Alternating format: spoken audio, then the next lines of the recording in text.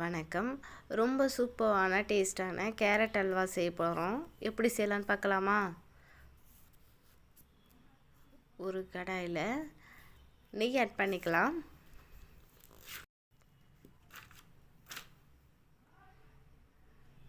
நெய் நல்லா சூடாயிட்டு இப்போ நம்ம நட்ஸ் ஆட் பண்ணிக்கலாம்.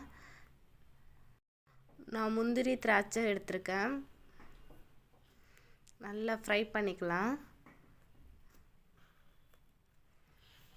பாருங்கள், நல்லா ஃப்ரை ஆகிட்டுருக்கு.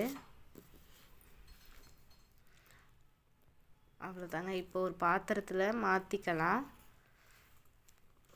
இப்போ அதே கடாயில் நம்ம ஸ்லைஸ் பண்ணி வச்சுருக்க கேரட் ஆட் பண்ணிக்கலாம். நம்ம கேரட் இது போல் நெய்யில் வதக்கிறதுனால அல்வா நல்லா டேஸ்ட்டாக இருக்கும். நல்லா சிம்மில் வச்சு நல்லா வதக்கணும். அப்போ தான் எதுவும் அடி பிடிக்காமல் இருக்கும். நல்லா சிம்மில் வச்சு நல்லா இதை போல் ஃப்ரை பண்ணிக்கலாம். 10 மினிட்ஸ் நல்லா வதக்கியாச்சு. இப்போ நம்ம ஒரு கப் பசும்பால், நல்லா கெட்டியான பசும்பால் ஆட் பண்ணியிருக்கோம்.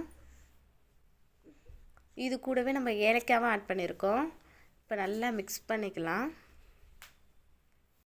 இந்த கேரட் அல்வாவுக்கு நம்ம தண்ணியெல்லாம் ஆட் பண்ணக்கூடாது. இந்த பசும்பால் நல்லா தேவையான அளவு ஆட் பண்ணி இதிலே நல்லா வதக்குனா நல்லா அல்வா டேஸ்டான இது கொடுக்கும். நல்லா வதக்கியாச்சு. 10 நிமிஷம் நல்லா வதக்கியாச்சு. இப்போ நம்ம 1/2 கப் சர்க்கரை ஆட் பண்ணியிருக்கோம். நம்ம சர்க்கரை ஆட் பண்ணோமோ அதிலே தண்ணி நல்லா வந்திருக்கு பாருங்கள். அதில் இன்னும் கொஞ்சம் நல்லா குக் ஆகிடும். பாருங்கள், ரெடி ஆகிட்டு இப்போ நம்ம ஃப்ரை பண்ணி வச்சுருக்க நட்ஸ் ஆட் பண்ணிக்கலாம்.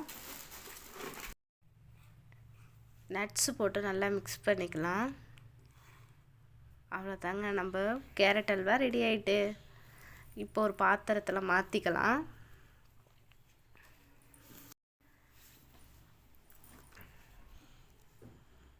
பாருங்கள், ரொம்ப ரொம்ப சிம்பிளான டேஸ்டான கேரட் அல்வா ரெடி.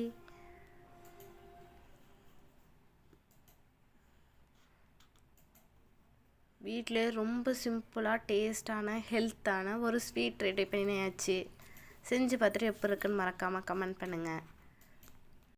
ஒரு ஸ்பூன் நெய் சேர்த்துக்கலாம்.